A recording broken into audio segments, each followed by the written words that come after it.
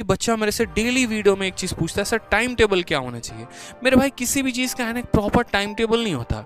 क्यों? क्योंकि से यहाँ पर देखो, जो रात में जागते हैं उनको क्या बोलते हैं, कमेंट बॉक्स में एक और बताना जल्दी से। जो रात भर जागते हैं उनको क्या बोलते हैं? नॉकटर्नल बोलते हैं। क्या बोलते हैं? नॉकटर्नल। ठीक है, बहुत लोग ऐसे होते हैं जो नॉकटर्नल होते हैं। नॉकटर्नल का मतलब जिनको रात में काम करने की आदत होती है, जागने की आदत होती है। बहुत लोग ऐसे होते हैं जो डायर्नल होते हैं, दिन में जागते हैं। ठीक है, तो अलग अलग लोगों के जागने का भी शेड्यूल अलग है, पढ़ने का भी शेड्यूल अलग है।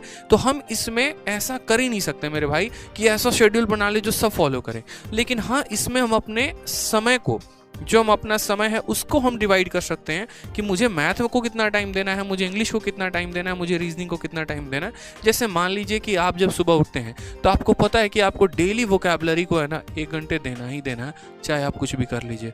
और ये 1 आवर कभी भी है ना मॉर्निंग में देना है। जितनी भी याद करने वाली चीज़ें होंगी उनको सुबह में रखा करो, और जितनी भी प्रैक्टिस करने वाली चीज़ें होंगी उनको रात में रखा करो।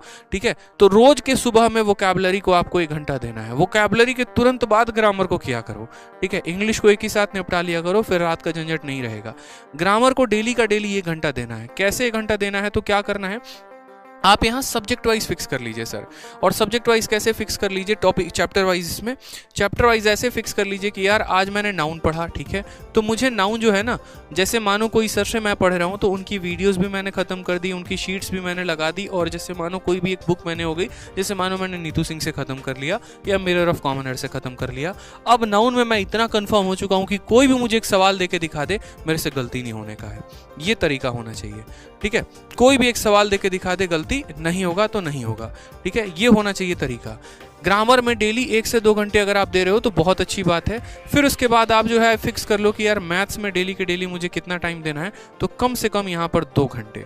2 घंटे क्यों यहाँ पर? जिसमें आप 1 घंटे अरिथमेटिक को दे सकते हो, 1 घंटे एडवांस को दे सकते हो, अगर आप अलग अलग पढ़ रहे हो तो। और अगर आप अलग अलग नहीं पढ़ रहे तो आप सीधा 2 घंटे किसको दे दो? सीधा का सीधा एक ही टॉपिक। जैसे पहले अरिथमेटिक से शुरू कर रहे हो तो अरिथमेटिक से ही कर दो कि आज हम परसेंटेज पढ़ रहे हैं। फिर परसेंटेज पढ़ने का तरीका क्या होगा? तो जैसे मानो कोई भी आपने एक चैप्टर पढ़ा, तो वो चैप्टर की वीडियो आपने देखी, फिर उसकी आपने शीट लगाई, और उसी चैप्टर की, जैसे मैंने जो कहा ना 2400 ई बुक, इसको लगा लेना। क्यों? क्योंकि इसमें सारे लेटेस्ट क्वेश्चन है, फर्जी सवाल एक भी नहीं है। फर्जी एक भी नहीं है तो समय आपका कहीं भी जाया नहीं करेंगे। इस तरीके से करके चैप्टर खत्म करना है। परसेंटेज पढ़ने के बाद परसेंटेज को पूरा ई बुक से लगा लेना है। प्रॉफिट लॉस पढ़ने के बाद प्रॉफिट लॉस लगा लेना है। कंपाउंड इंटरेस्ट पढ़ने के बाद ऐसे लगा लेना, और ऐसे करते करते पूरा का पूरा जो अपना सिलेबस है वो कंप्लीट कर लेना है मेरे भाई। ठीक है, सेम तरीके से यहाँ पर देखोगे तो रीजनिंग को कम से कम डेली के डेली यहाँ पर, जब तक आपका सिलेबस ना कंप्लीट हो जाए। हालांकि रीजनिंग का सिलेबस बहुत जल्दी कंप्लीट हो जाता है, तो जब तक सिलेबस कंप्लीट नहीं होता है तब तक आपको डेली 1 घंटा देना है। यहाँ पर इस बात का ध्यान रखिए, 1 से 2 घंटा आपको देना ही देना है। ठीक है, और वहां पर आपको सारे टॉपिक वाइज यहाँ पर अपने टॉपिक को कंप्लीट करना है।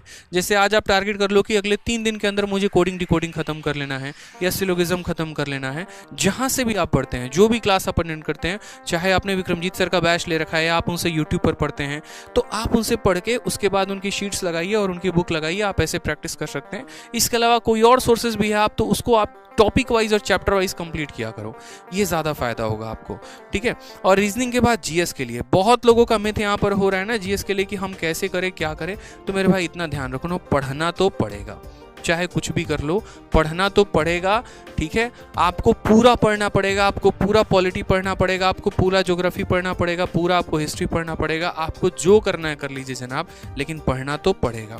ठीक है, आपको अगर यही नहीं पता है कि अगर राष्ट्रपति के गैर हाजिरी में कौन सभा को बुला सकता है या राष्ट्रपति के पद को कौन संभाल सकता है, क्या फायदा आपका, ये बताओ।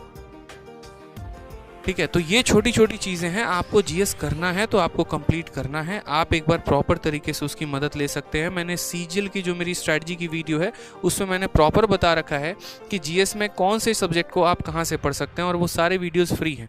ठीक है, हमारे चैनल पर भी यहाँ पर जो है पूरे के पूरे आपको जीएस कराया जा रहा है, तो आप यहाँ से भी पढ़ सकते हैं। और इसके अलावा आप सैटरडे और संडे यानी 5 दिन सिर्फ और सिर्फ पढ़ाई करिए और 2 दिन आप रिविजन करिए। सैटरडे और संडे को पूरा प्रॉपर तरीके से रिविजन करिए। संडे को आप एक मॉक टेस्ट भी दीजिए।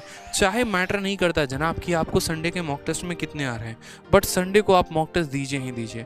आपके चाहे 100 नंबर आ रहे हो या आपके 60 नंबर आ रहे हो, कोई फर्क नहीं पड़ता। शुरुआत वहीं से होती है और धीरे धीरे जो ये आपका ग्राफ है ना, ये थोड़ा धीरे धीरे करके ऊपर जाएगा और तब आप एक अच्छा नंबर स्कोर कर पाएंगे।